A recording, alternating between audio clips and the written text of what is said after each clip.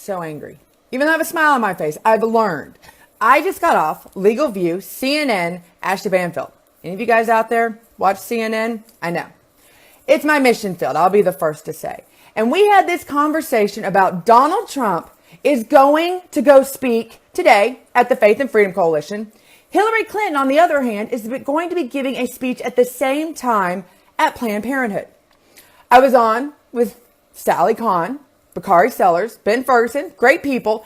And what was amazing to me, Sally Kahn actually went with this liberal line that more people in America today support abortions. I was floored. Now, let me say this. I spend a lot of time in the mainstream media. And every time that I throw out a number, a statistic, anything, I guess, where did you get your number? Validate it. And I've gotten used to that, and I usually prove it. This number that Sally pointed out, she said something along of like 43% of evangelicals are pro-life. The majority of evangelical Christians today are pro-choice. Lie. Could you believe that? Let me actually give her some statistics. I want to correct the record, and you probably out there know this. Do you know that 81% of all Americans, that's not just evangelicals, dramatically support dramatically stronger pro-life reforms? 81%. That's a far cry from the 40%.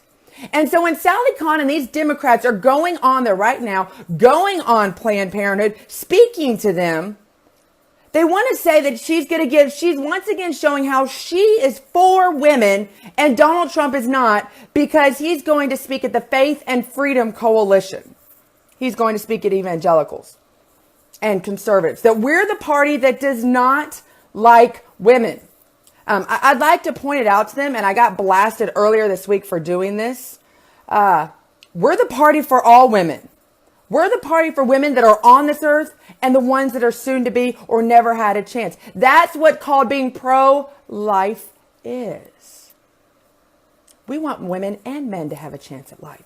And yet, everybody says that just because you're against taxpayer-funded abortions, which Planned Parenthood just happens to magically put in together. They want to put abortion and women's health together and put it all under this title of Planned Parenthood. And then when you say there's no such thing as taxpayer-funded abortions because they're illegal, you go, but wait a minute. My dollars are going to pay for the electricity, the water, the cleaning, the building that these abortions are going in. So if you can find a way to not have my taxpayer dollars go into paying for any of those and still conduct your murder, then guess what? You're right. There's no such thing as taxpayer-funded abortions. Let's talk about the party that is really pro-life. You know, it's funny. One of the people brought up here about Benghazi. The 4 ambassadors or the 1 ambassador and the 4 soldiers that were killed along with him.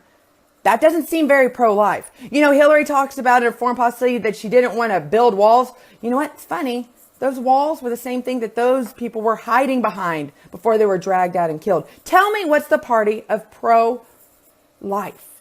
You know, Planned Parenthood. I'm just absolutely stunned right now that people think that women's health, they allow this idea. In fact, let's just not call it women's health anymore. Let's call it Planned Parenthood. Because, you know, that's all that women care about are abortions. They think that if they sit there and say that over and over and over again, that it will get into the mindset. That women are going to go in there and vote, as Madeleine Albright put it, because women who don't support other women go to hell. They're going to sit there and put these all together. Well, now, I guess Elizabeth Warren decided to agree with her because you had this meeting. Let me ask you folks out there in Facebook land. What do you think of a Hillary Clinton, Elizabeth Warren ticket? Hillary Clinton, Elizabeth Warren ticket. Did any of you just lose your lunch? Get scared? Anything else that's evil? Between the two of them. That is what they want today to be about. Those 2 women right there. Yet the hypocrisy between all of them could not be any more crazy. I mean, let's look at it. I've got my little notes here that I'd use, okay? Elizabeth Warren, how much do you think she's worth in today? On average, $8.75 million. $8.75 million debt. She sits there and tells us that we should be ashamed of our wealth, and she wants more of it. She sat there and she lied, hence why Mr. Trump gave her the Pocahontas line. I actually call it Fakeahontas, but that's another issue. I don't want to discredit Pocahontas, who I actually have a lot of respect for. Oops, sorry.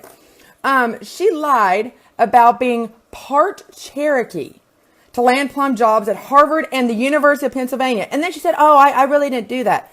She never corrected the mistake. She even wrote about it in her book, A Fighting Chance. Here was her quote. As a kid, I have learned about my Native American background the same way every kid learns about who they are from family. You aren't Native American. You might be a part of a family, but you're not Native American. I mean, this is why those two women, and I mean, I'm going to mean this tongue in cheek, and I can say this because men can't. Any man watching the two of them together have to have ideas of, like, if they had their ex-wife and their ex-girlfriend in the same room together, how that's about the type of voting ticket they would go for. I mean, those two together. I mean, we looked at, this Fox News poll came out. I love this one. Actually came out. Oh, I think it's on my phone. And they were hearing how Hillary Clinton was even and Donald Trump went down 6 points. Well, yeah, if you had the week he had. The funny thing is, they said that more people, when Hillary Clinton comes on, turns off the volume or turns the TV off completely with Hillary Clinton than Donald Trump. Can you believe that? I can. It's kind of how I feel. But both of these women, I mean, they both sit there and they say one thing, but their actions and their lifestyles back up a whole other. She actually said, I love this one. She actually told, I'm trying to find in my little quotes up here. She actually pointed out that she herself was not a rich person. That she was one of those that she's heard that people that are rich, but she's not one of them. Same thing as Hillary Clinton said when she left the White House, her and Bill were poor. I wish I could be poor with 6 figures in my bank account. Some of us will never see the money as they all go. So let's see. Oh, wow. Talk about it. So let's talk about right now, this whole idea of a Clinton Warren ticket. And this idea that because Donald Trump is sitting here and he's addressing the Faith and Freedom Coalition, a team of evangelicals, a room full of evangelicals, and not Planned Parenthood where Hillary Clinton is, that he is against women. I mean, we knew this whole idea that sexism was going to be the big thing. Yeah, well, it's getting played pretty well. Hillary and Elizabeth ticket wouldn't that be, but think about from a Donald Trump standpoint, a Republican standpoint, Hillary and Elizabeth ticket, would that not be phenomenal to go up against? Oh my goodness. It would be fantastic. I mean, talk about the two women. I mean, maybe they could share pantsuits. I mean, maybe they would save on luggage on traveling. But I'm sure they fly their own private gas guzzling, carbon imprinting jet to go to it. You look at it as these two women together. I don't see it. Do you see them getting along? The big talk about it is Donald Trump getting along with his vice presidential candidates.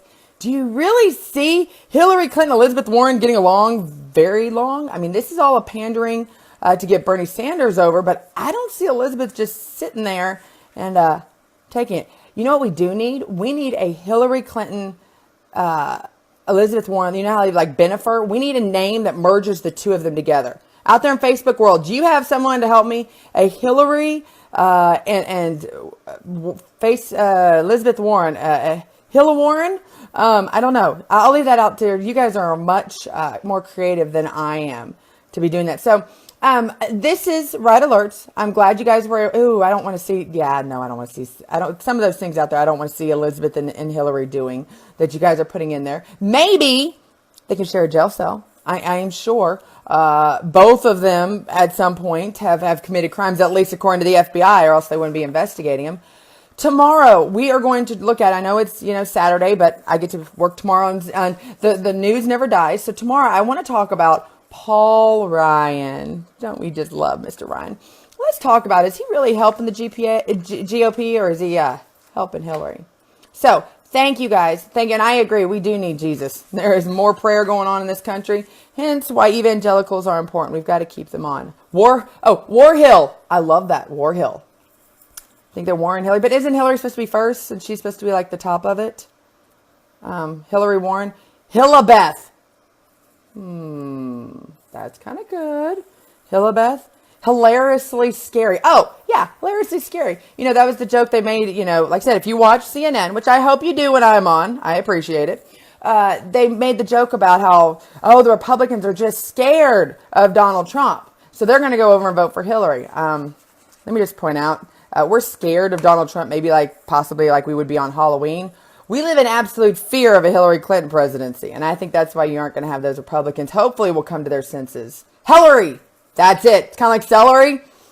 Kind of tastes like celery. Bland. Hillary. You might have just did it. I like that. Okay. Join us tomorrow. Tomorrow morning, I'm on early, 8 a.m. right here. I'll come over off air since I've got up, and I promise I won't be wearing my bunny slippers.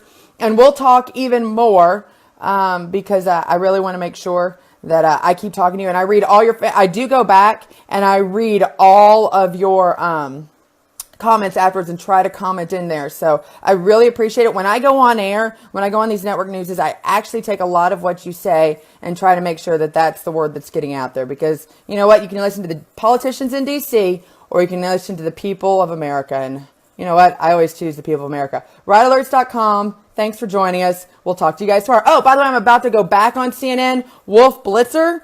He's having a sit-down interview with Mitt Romney tonight. Yeah. So turn on CNN and see how this conversation is going to go as I try to once again go on the offense. And let's see, maybe this time I can get a couple cracks in at Hillary. Talk to you later, guys. Bye.